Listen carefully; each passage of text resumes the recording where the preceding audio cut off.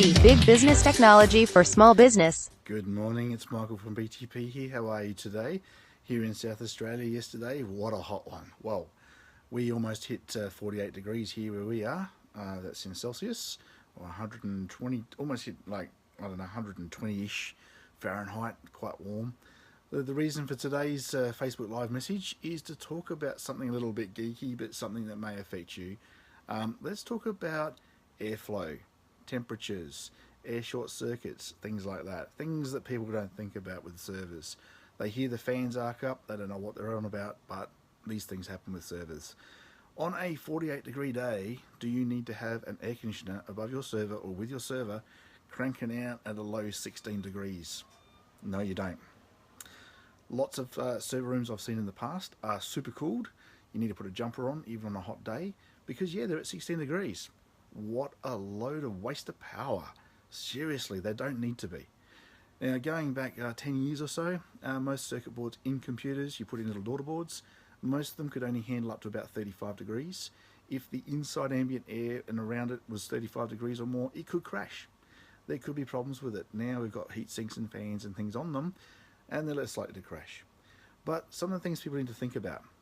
A lot of people will put servers into a cabinet and push the cabinet hard up against a wall, and that means that the air coming out of the power supply has nowhere to go, recirculates through the system, heating itself up, getting hotter and hotter and hotter. And that's why people hear fans on servers arcing up and making a lot of noise. Now, what's going to happen if it hits 80 degrees? Is your server going to catch fire, blow up, something going to happen? Most servers these days have got built-in thermo detectors that if they get to a certain tolerance, they'll start shutting down or start starting up fans. So generally you're okay. So if you've got a server and you want to stick it in a room, give it some airflow behind it, let it breathe. Don't stick it hard up against the wall. Don't close the back door on your rack so that it can't breathe. Make sure there's room there.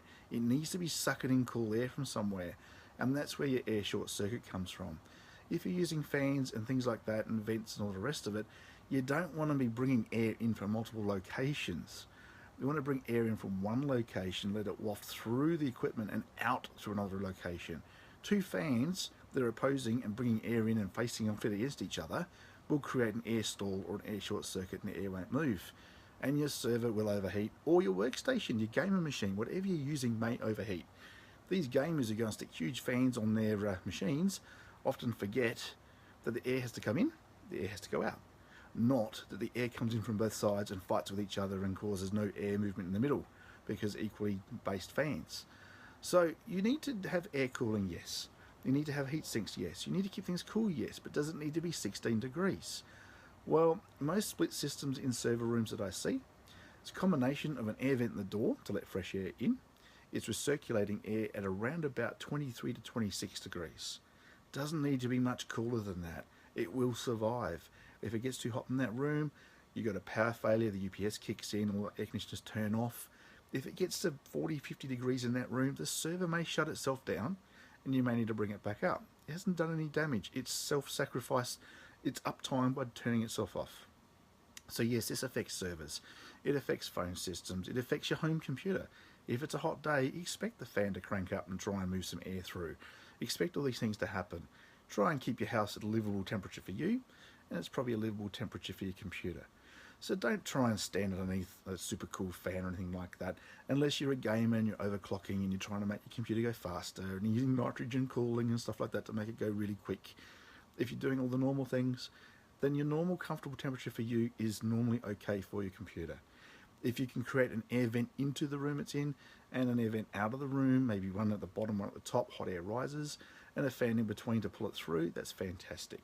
So with servers, we normally put in redundant fans. One's not running, one is running. So when it fails, the other one takes over.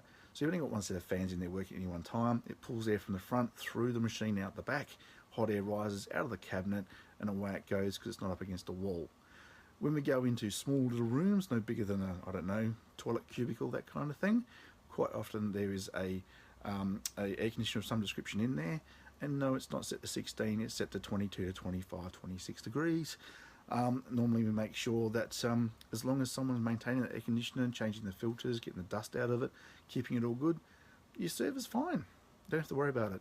If your server starts wailing away, your fans are spinning up really loud, yes, it's getting hot. If it gets too hot, it'll shut down. Otherwise, that's a sign for you, you need to crank up the air conditioner. But don't go cranking it down to 16 degrees. It's a waste of money. It will cost you a fortune to do it that way, and it's not necessary. If you're planning a data room, you don't need to make it that cold. 20 degrees will be fine, much better than 16. 16 is just going to cost you, wasted. So 23 is about right, and always have an input and output. Don't push things up against walls, give things room to breathe. Include your laptop, include your desktop. Don't have the output fan from the power supply up against the wall.